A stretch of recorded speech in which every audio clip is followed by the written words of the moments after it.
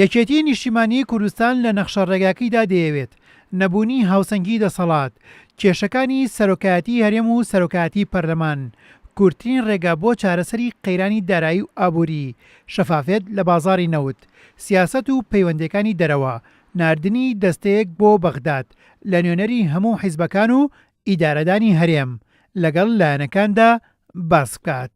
یەکێتی نیشتیمانی کوردستان لە گفتوگۆکانی لەگەڵ لایەنە سیاسیەکان و لەگەڵ بەتایبەتی پارتی دیموکراتی کوردستان و بزوتنەوەی گۆڕان خاڵی سەرەکی ئەوەیە کە چۆن ئێمە کورتترین ڕێگا بدۆزینەوە بۆ چارەسەرکردنی کێشە ئابوووریەکان و بۆ چارەسەرکردنی کێشەی بژێوی خەڵک و موچەی خەڵک، چونکە ئەمە ماوەیەکی زۆرە هەر بەردەوامە و گەیشتۆتە ئاستێک کە تەحملکردنی بووە بە زەحمەت و بە ئەستەم.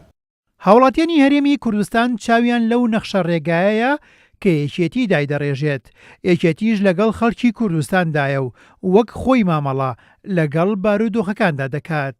یەکێتی پێی وایە نا عەقڵیەتی مطلقی حکومڕانی و حاکمیەت، نا عەقڵیەتی مطلقی ڕوخاندن و معارەزە بتوانێت کێشەکان چارەسەرکە، بەڵکو سیاسەتێکی نەرمی هادف بۆ چارەسەرکردنی کێشە ئابووری و اقتصادیەکان و لە هەمان کاتیشدا ئێمە دەبزانین پاش ماوەیەکی تر ئەکەیت شەڕی داعش کۆتایی پێدێ، بەڵام لە ڕووی ئایدۆلۆژی و لە ڕووی مادی و پێویستەمە هەوڵ بدەین بۆ وشکردنی سەرچاوەکانی پشتیوانی لە داعش و زیندی بوونەوەی داعش و ئەو بەتەنێ بەلایەنێک ناکرێت دەبێت تێبابین. یەکێتی و بزوتنەوەی گۆڕان ڕێکەوتنی سیاسیان هەیە، یەکێتیش پابەندە بەو ڕێکەوتن نامەیەوە.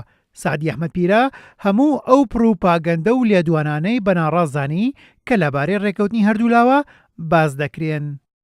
ئێمە تاکیدمان کردوتەوە لەوەی کە ئەو ڕێکەوتن نامە سیاسیی کە لەگەڵ بزوتنەوەی گۆڕانکرا ئێمە پێی پابەندی و ئەو بابەتانەی کە پەیوەندی بە حکوومەتی هەرێم هەیە ئەوە جێبەجێ کراوە.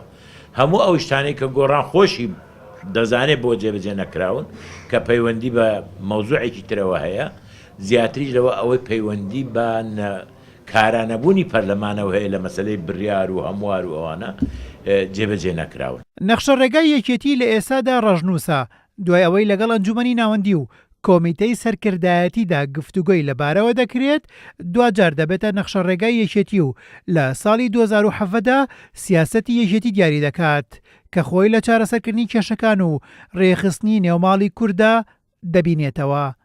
هێمن قادر، کورسات نیوز، سلێمانی.